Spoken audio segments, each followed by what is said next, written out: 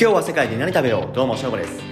欧州とロシア、中国と絶妙な距離感を保つベオグラードでローカルグルメ、プレク、ハンバーガー、カルジョルジェを食す。旅の資金残り461万円。セルビアの南部ニシェから首都ベオグラードへバスで移動。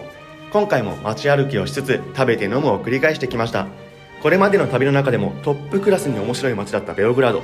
この街の良さを伝えられたら嬉しいです。無事にセルビアの首都ベオグラード到着。ちょっとこれ見てください。マジ東京とか八重洲とかそんな感じに見えるような新しい建物バンバン建ってて超高層ビルだらけ。どんな感じなのかなベオグラード。なんかスイスのチューリヒを想像させるような電車が走っております。ベオグラードやっぱりちょっと戦争とかの歴史があると思うんで、明日の朝明日見に行こうと思います。今日はとりあえずお腹減ってるんで、まず中華料理食べてきます。意外とこのセルビアと中国っていうのは結構仲が良くて、同じ共産主義とかいうのもあるけど、あともう一つ今日の新聞に書いてあったんだけど、セルビア今戦争特需で結構儲かる可能性があるらしいです。その爆薬とかをそのウクライナとかに結構提供してて、その NATO とか入ってないから NATO にも嫌われてるし、嫌われてるとか NATO も嫌いだし、ロシアともそんなに今仲良くしてないっていうことで、どっち側にも爆薬を出せる、こういう今セルビアの立ち位置を利用してかなりうまく経済回るんじゃないか、儲かるんじゃないかって言われてるみたいです。中華料理まで坂じゃねえか。ベオグラードは結構坂があるらしいんで、本当はバスとか駆使したいんだけど、ちょっとまだ調べきれてないんで歩きで行きます。やっぱベオグラード来てからめちゃくちゃ中華見るわ、漢字を見るわということで入ってきます。メニューがビビるほどうまそう。チャーハンは780とか580って書いてあるから、1000円弱するんだけども、これはうまいわ。絶対うまそう。久々の中華いただきます。いただきます。まずスープから。うまいわやっぱり。本物。やっぱ中国人が作ってるっていうのはもう絶対うまいよ。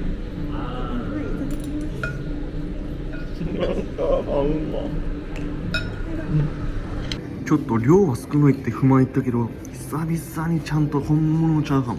味も濃すぎないし最高。美味しい。ホ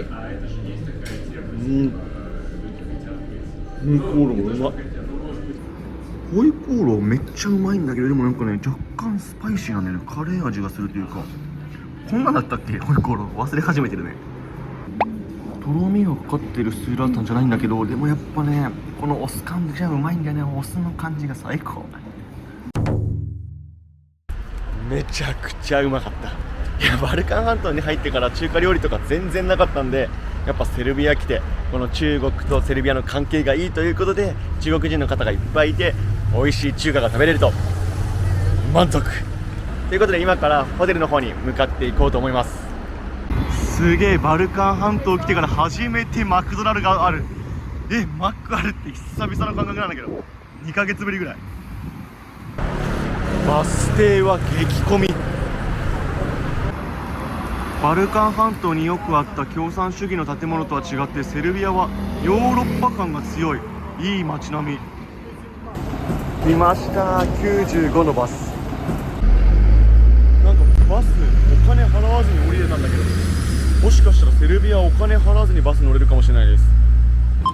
ここは共産主義時代の建物が色濃く残ってんだな。全部同じビルが建ってます。すごいな、こんな感じの建物なんだ。ずーっといっぱい連なってます。今日の宿はこの中のどれかみたいです。今日はブッキングなんだけど、お邪魔させてもらう形なんでね、一つの部屋を。でも綺麗だわ。本日のお部屋はこちら。一室貸してもらってんだけど、清潔感があって綺麗。中は全然綺麗だったけど、こっからの景色とかも異世界だな。見たことない景色だわ。壊した。巻きタバコとかはあるけど、ここでのコーヒー、ウェルカムコーヒーいただきます。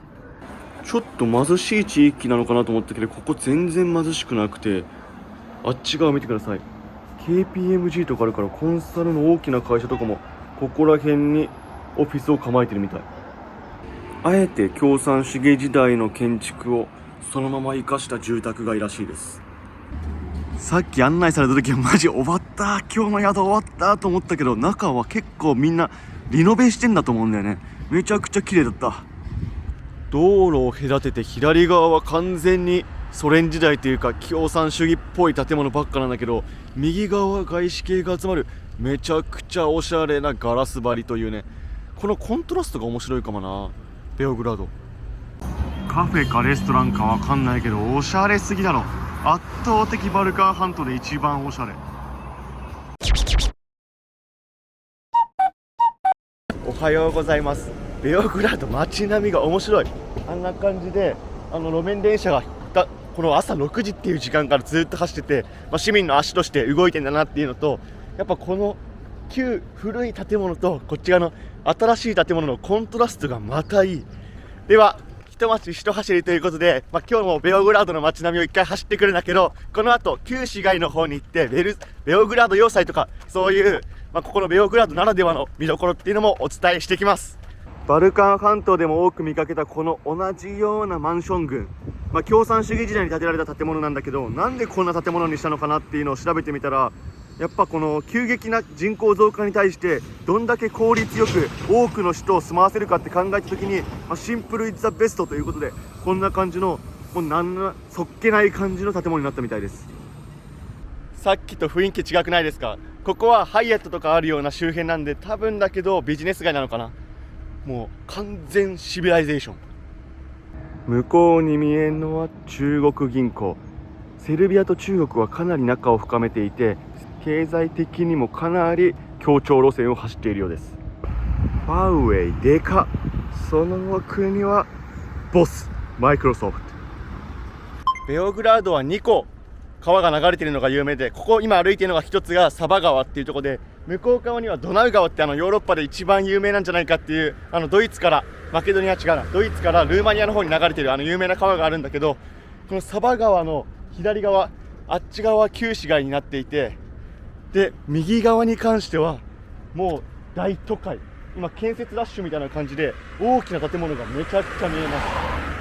ヨーロッパの国って大体高さ制限あって大きな建物禁止されてるんだけど、セルビアは高さ制限なさそうです。バンバン高層ビルを建てております。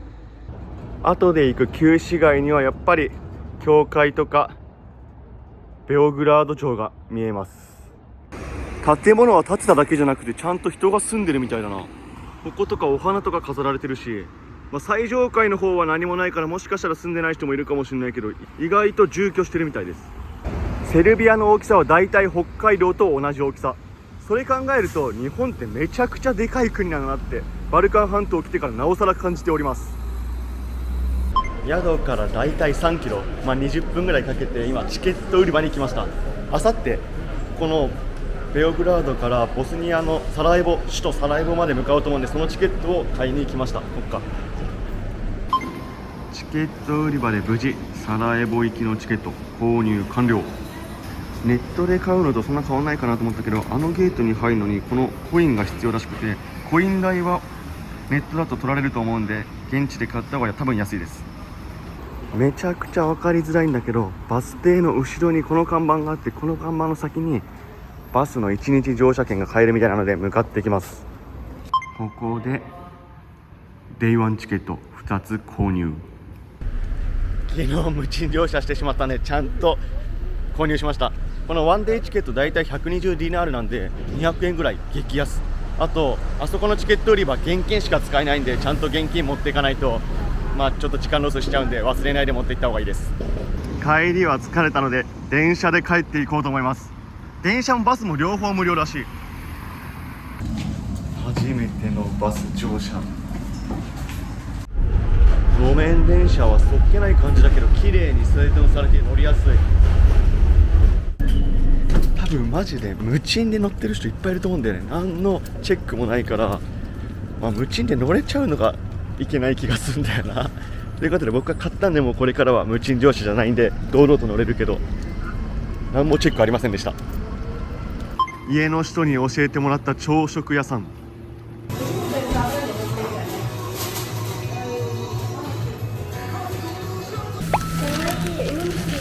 ただきます。うまそうだな。何回これ食うねんって感じだわ。いただきます。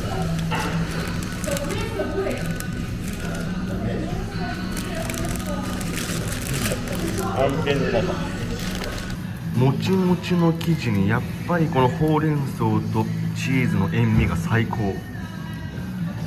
お客さんも続々来るほど大人気店。今冗談じゃなくやばい状況です。財布をてかバッグをさっき食べた朝ごはんのところに忘れてきました。やばい、どうしよう。頼む、待ってくれ。パン屋さん、パン屋さん。いやーマジでよかった。取っといてくれました。バッグ発見。セルビアいい国、ベオグラードいいところ。95のバス到着。金座ミハイロ通りです。ここは旧市街のメインストリートなんだけど、ちょっと朝早すぎてまだ店が全部開いてないのと、お掃除機がお掃除しております。この通りは全体的に重厚感のある中世ヨーロッパを感じるような綺麗な通りとなっております。デカデカとハーランド。なんかハーランドこの通りで見ると貴族のような風貌に見えてきた。うわ、スタバとか何ヶ月ぶりに見たの。マックもあるし、なんかセルビアってアメリカと仲悪いのかと思ったけど全然仲悪くないのかな。サバ川周辺には変な形のビルや高層ビル、そしてマイクロソフトもあります。長い歴史の中、何度もの戦に勝ち抜いたベオグラード要塞。ベオグラード要塞突入。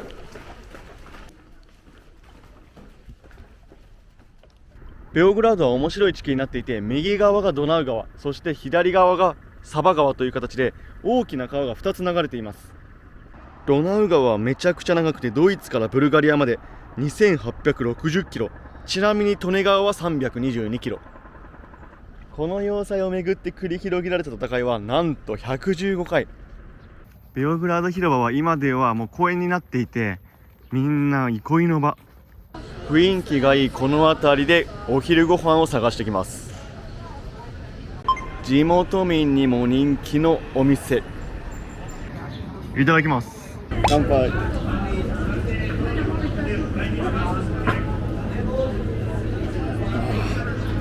うまいわ。美味しい。でもやっぱ酸っぱめだね、ここ。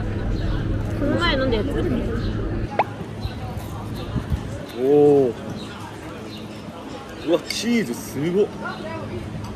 断面こんな感じです。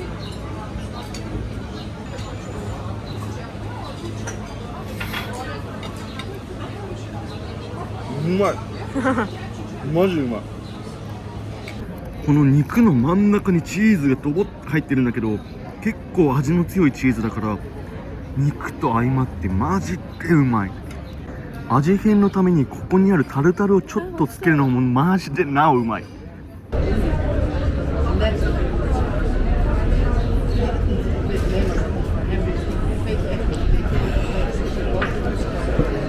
いいね、昼からビール。ごちそうさまです。この店マジうまかった。ベオグラード、いやセルビアン飯めっちゃうまい。ベオグラードは地下が発達していて、横断歩道がなく、横断歩道というよりも地下街で移動になります。聖マルコ聖堂。ベオグラードにはモスクというよりも教会の方が多め。ベオグラード旧神殿、今では市役所として機能しております。目の前に兵隊さんもいるけど、この通りはナマンジナ通りって言って、NATO の空爆を受けた破壊された建物をそのまま残しているという歴史的というか、セルビアの過去がそのまま残ってます。十分観光も終えたので、路面電車で宿に帰っていこうと思います。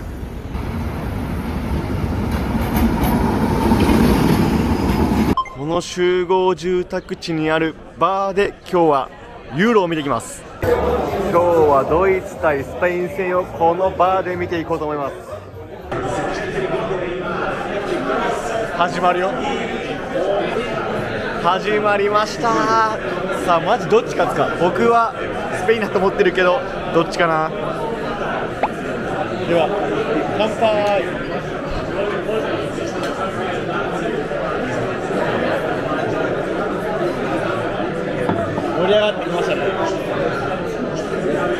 ペイン勝つでしょ。僕はドイツにかけてます今。ホームメイドソーセージ到着。スペイン先生。いやスペインか。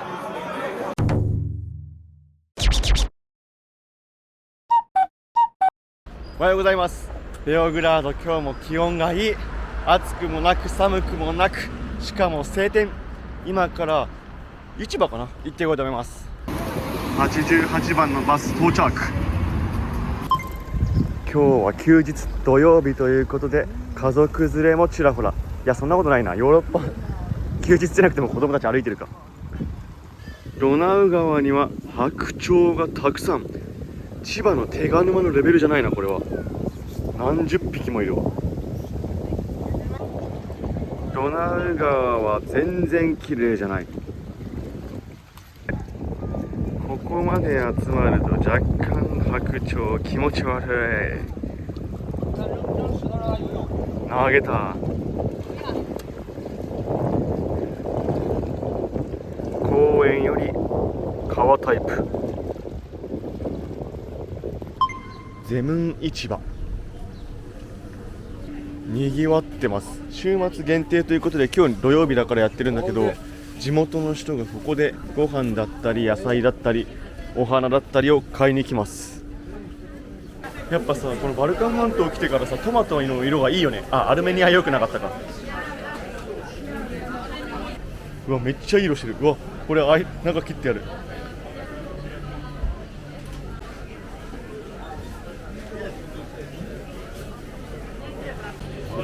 パプリカもめっちゃ黄色でいい色。ベオグラードではこの木いちごをバスの時間の待ち時間で食べてる人がよくいる。こちらは魚市場。ドナウ川が目の前にあるということで川魚も置いております。あっちでは解体作業中。さばいてるけど結構がっつりいくね。燻製のいい匂いがする。これ何これ、切ったのかな。市街地からは電車で30分ぐらいで来れるんだけど、地元の人からすると全員市場に来れば解体食材全部揃うというような、そんなぐらいの豊富な品揃え。セルビアで食うバッシュルームめっちゃうまいと思ったらこんだけでかくて肉厚なんだ。なるほど。こちらは青果市場かな。果物がたくさん売ってる。これほんと広いね、この市場マーケット。路地裏好きにはたまらない通り発見。このやっぱ入った時と出る時の感じがいいんだよね。私は路地裏好きでございます。めっちゃ可愛いねこの通り。この全員市場はさっきの市場だけじゃなくて、こういった雑貨屋さんとかカフェとか集まってるから、ここに来るだけで一日楽しめそう。この後ご飯食べようと思うんだけど、ここ好きだわ。ゼムン川の街並みめちゃくちゃ綺麗。ヨーロッパ感強っ。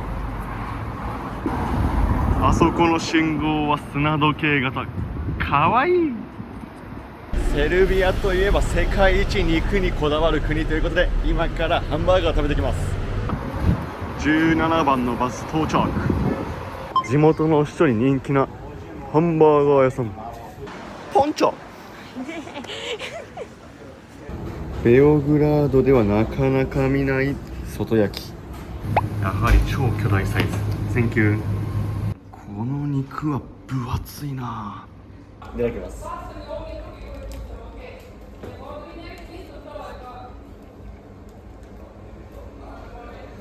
まっ。これ肉やばいな。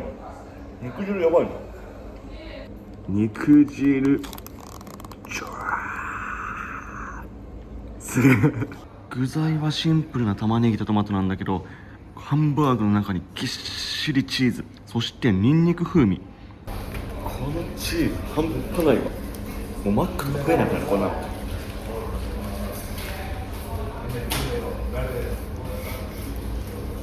うまっ。セルビア飯がうまい。バルカン半島で一番マジでうまいです。ということで今からカフェに向かって中心街旧市街の方へ向かっていきます。バスも頻繁にどこまででも行けるから超便利。移動手段も完璧なセルビア。お客さんでにぎわうカフェ店入ってみます。この雰囲気のいいカフェもアメリカーノ350円。うまい。店内は落ち着いた雰囲気で作業もしやすい。本日マーケット2個目、カルメックグリーンマーケット。さっきのマーケットよりは若干ね、匂いがするというか雑な感じがあるな。すげえ何でも置いてありそう。なんかバルカン半島来てからお花がすごく売られてるんだよね。みんな家にも飾ってあるし、めっちゃ綺麗鮮やか。先ほどよりローカル感があります。歌ってるローカル感な、歌ってる。いや多分俺ら日本人と思って川崎とか言ってたわ。面白いね。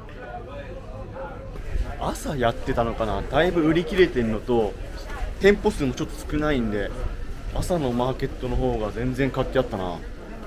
今日セルビア最終日なんだけど中華料理食べます。いやセルビアは中国と仲いいからほんと中華料理やって、もうセルビア最後にもかかわらずやっぱ食べたくなりました。すいません、行ってきます。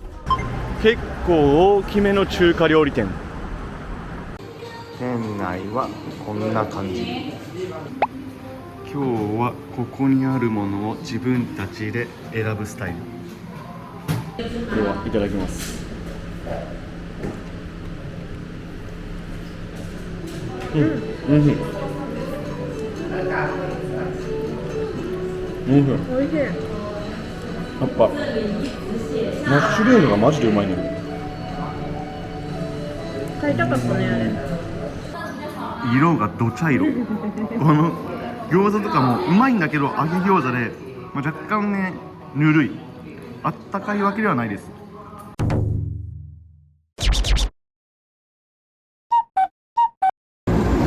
9番トレイン到着。